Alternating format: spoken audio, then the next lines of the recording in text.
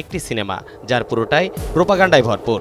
পুরোটাই তৈরি হয়েছে ইতিহাসকে বিকৃতি করে, তবে তারপরেও তা ব্লকবাস্টার হিট। সব সমালোচনাকে বুড়ো আঙ্গুল দেখিয়ে ভালোবাসা দিবসে মুক্তি পায় বলিউড সিনেমা সাবা। ঐতিহাসিক ও অ্যাকশন থ্রিলার, তার উপর ভিকি রাশমিকার অনবদ্য অভিনয়।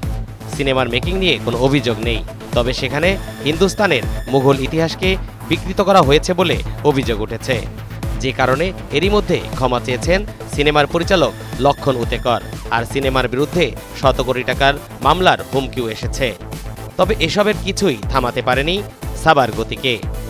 এর মধ্যে আয় করেছে 475 কোটি রুপি। মোগল সম্রাট আওরঙ্গজেবের সঙ্গে মারাঠি রাজা সম্ভাজি মহারাজের তুমুল লড়াইয়ের কাহিনী নিয়ে তৈরি হয়েছে সিনেমা সাবা। সাবা মানে সিংহ শাবক। পর্দায় এ চরিত্রে অভিনয় করেছেন ভিকি কৌশল। চরিত্রের জন্য নিজেকে ঢেলে সাজিয়েছেন, বাড়িয়েছেন 25 কেজি ওজন। এতে আওরঙ্গজেবের চরিত্রে অভিনয় করেছেন অভিনেতা অক্ষয় খান্না। সম্ভাজি মহারাজের স্ত্রীর চরিত্রে অভিনয় করেছেন রাশমিকা মান্দানা। অভিযোগ উঠেছে মোগল সম্রাট আওরঙ্গজেবকে খলনায়ক হিসেবেই দেখানো হয়েছে।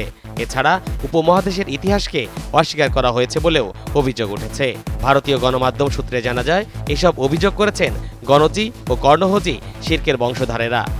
যদিও এমন সমালোচিত কাহিনীর প্রশংসা করেছেন ভারতের প্রধানমন্ত্রী নরেন্দ্র মোদী। আল্লু অর্জুনের পুষ্পা 2 সিনেমার পর ভারতের বক্স অফিসে আয়ের দিক দিয়ে এবছর দ্বিতীয় স্থানে রয়েছে সাবা সিনেমা। সিনেমাটি শুধু সুপারহিট হয়নি, একই সাথে টেনেছে দর্শক, কুড়িয়েছে সমালোচনা। তরিকুল ইসলাম, এনটিভি অনলাইন।